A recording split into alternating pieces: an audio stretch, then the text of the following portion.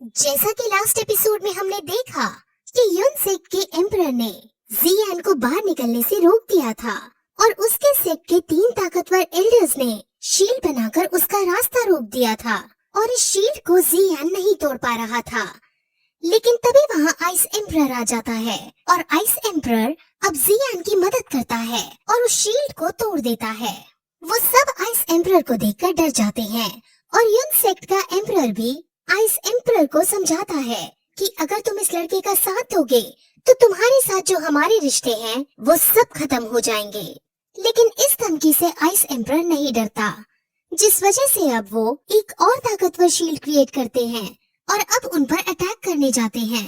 लेकिन ice emperor उनके attack को आसानी से रोक देता है, जिसके बाद अब वो तीनों ताकतवर एल्डर्स खुद उस पर वार करते हैं और अब जियान समझ जाता है कि हम इनको नहीं हरा पाएंगे। इसलिए वो डिसाइड करता है कि आइस एम्परर इन तीनों को रोकेगा और इस बीच मौका पाकर जियान यहाँ से भाग जाएगा। अब वो इस प्लान को एग्जीक्यूट करते हैं और जब आइस एम्परर उनसे लड़ने लगता है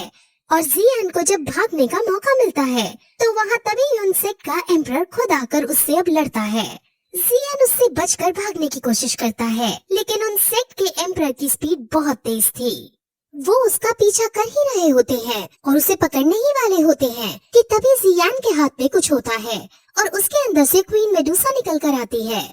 वो अभी स्नेक की फॉर्म में थी और अब जियान उसे एक लिक्विड पिलाता है जिससे वो खुश हो जाती है और जियान उसे लड़ने को भेजता है, जिस पर क्वीन मेडुसा खुशी खुशी आगे बढ़ती है और अपना एक बहुत बड़ा रूप धारण कर उससे लड़ने लगती है। अब ऑब्वियसली वो क्वीन मेडुसा है और उसकी शक्तियाँ अपरंपार हैं, जिस वजह से युन सेक्ट का एम्परर हल्का पड़ने लगता है और उनकी फाइट बहुत जबरदस्त होती है जो देखने लायक है। इस फाइट के लास्ट सीन में क्वीन मेडुसा युन सेक्ट के एम्परर की फुल बेइज्जती के साथ उसे जोर से धक्का मार के नीचे फेंक देती है और सब ये देखकर बहुत चौंक जाते हैं। अब वो गुस्से में तिल मिलाता हुआ खड़ा होता है और पहले तो आइस एम्परर को फिर से समझाने की कोशिश करता है, लेकिन जब इस बार भी आइस एम्परर नहीं मानता तो वो अब अपनी सोल पावर का यूज करता है और अब सीधे गुस्से में उसको पकड़ने जाता है। वो अपनी स्पीड इतनी तेज कर लेता है कि क्वीन मेडुसा भी उसको पकड़ नहीं पाती। वो जियान तक पहुंचने ही वाला होता है और अब जियान भी समझ जाता है कि वो ऐसे तो नहीं बच पाएगा, इसलिए अब वो अपनी पावर को इकट्ठा करता है और जितनी भी उसने कल्टीवेट करके पावर हासिल की थी वो अपनी तलवार में डालकर उस पर अटैक करता है और इस अटैक से युन सेक्ट का एम्परर जमीन में जाकर धंसता है और वो फिर से एक और बार घायल हो जाता है। अब सब आसपास खड़े लोग समझ जाते हैं कि इस हार से युन सेक्ट का एम्परर तिलमिला गया है और अब ये पागल हो चुका है और अब ये जियान की जान लेने के लिए सही या गलत को भूल जाएगा।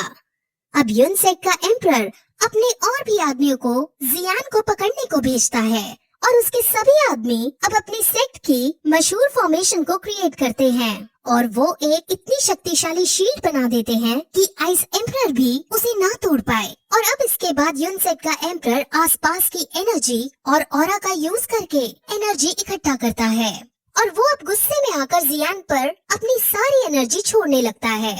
वहाँ अब आगे आइस एम्परर उसके सामने खड़ा हो जाता है और अपनी शील्ड बनाकर जियान को बचाने की कोशिश करता है। युन सेक्ट का एम्परर कहता है कि तुम्हें इस लड़के के लिए अपनी जान खतरे में नहीं डालनी चाहिए, लेकिन आइस एम्परर उसकी बात को नहीं सुनता और अब आइस एम्परर की शील्ड और उसकी एनर्जी आपस में टकराते हैं और दोनों आपस में एक दूसरे को पीछे धकेलने लगती है। लेकिन तभी वहाँ पर एक जोर का ब्लास्ट होता है और उसमें उन दोनों की एनर्जी न्यूट्रलाइज हो जाती है और अचानक अपने आप उनकी बनाई हुई शील्ड भी टूटकर गिर जाती है। यानी वहाँ कोई शक्तिशाली योद्धा आ जाता है और उसने ही ये शील्ड तोड़ी होती है और इस शक्तिशाली योद्धा को देखकर सब बहुत शौक होते हैं। और ये शक्तिशाली योद्धा कौन है ये हमें आगे आने वाले एपिसोड में पता चलेगा, क्योंकि ये एपिसोड यही खत्म हो जाता है।